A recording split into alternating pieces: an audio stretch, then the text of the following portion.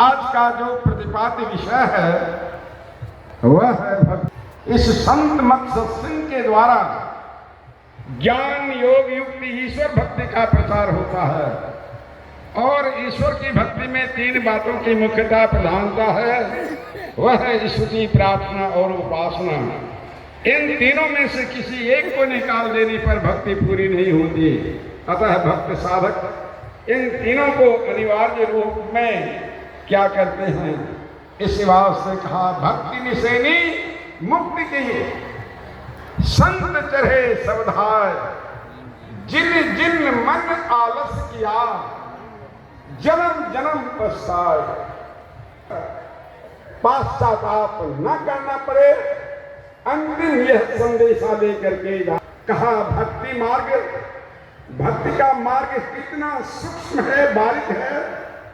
तो सदगुरु संत कबीर की वाणी में आ भक्ति द्वारा साकरा राई दसवें भाव, मन ऐरावत हो रहा कैसे हो स्वभाव। अब समझिए कि कितना वह बारीक सूक्ष्म अति सूक्ष्म है। और उपनिषद के ऋषि ने कहा बालाग्रसत सहस्रम तस्य भागस्य भागार्धं तत्से तु निरंजनम। यदि केस के नोक को 100,000 भाग करें फिर उसका एक भाग लेकर आधा भाग जो होगा वह नाद का स्वरूप होगा।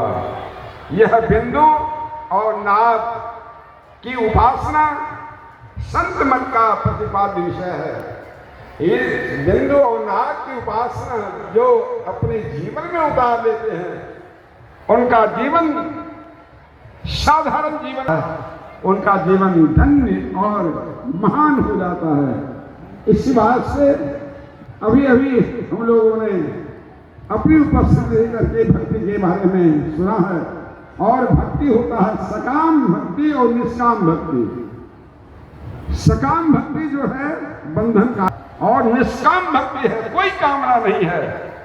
चाह गई चिंता मिटी मनवा बेपरवाह, जाको कछु न चाहिए सोई साहूसा। जिसको कुछ भी आवश्यकता नहीं मांग रही है, कुछ मांग नहीं है, वही बादशाहों का बादशाह हो जाता है।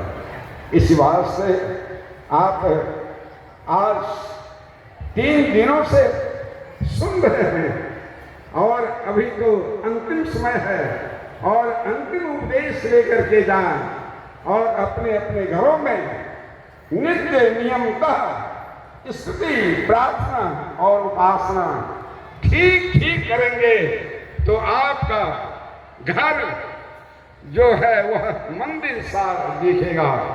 इस वास्ते यह अंतिम उपदेश लेकर के जाएं और आपस में प्रेम से रहें, मेल से रहें। यह मेल कौन कराएगा? सत्य का व्यवहार। वेद की ऋचा है, वेद की वाणी है, ओम संगच्छध्वं संयोदध्वं संगो मनांसि जानतां देवा भागंधा पूर्वे सुंजाना उपासते। हे मनुष्यों, आप लोग परस्पर मिलकर रहो और परस्पर मिलकर प्रेम से बातचीत करो और विरोध छोड़कर एक सा वचन करो। यह कैसे होगा? ईश्वर। इसलिए अभी अभी नवधा भक्ति का पाठ किया तो नवधा भक्ति में आप सुन चुके हैं। क्या सुने? दर्शन फल परम अनुपा, जीव पाव निज सहज स्वरूपा। मेरे दर्शन का अतिशय अनुपम फल है कि जीव अपने आत्मस्वरूप को प्राप्त कर। आत्मस्वरूप को जिन्होंने जान लिया उन्होंने परमात्मा स्वरूप को पहचान लिया। इसीलिए ये मानव जीवन में भक्ति का प्रयोजन है। लेकिन भक्ति करने वाले कौन भक्ति करेगा? जो सदाचार का पालन करेगा। भक्ति रूपी भव्य भवन की आधारशिला है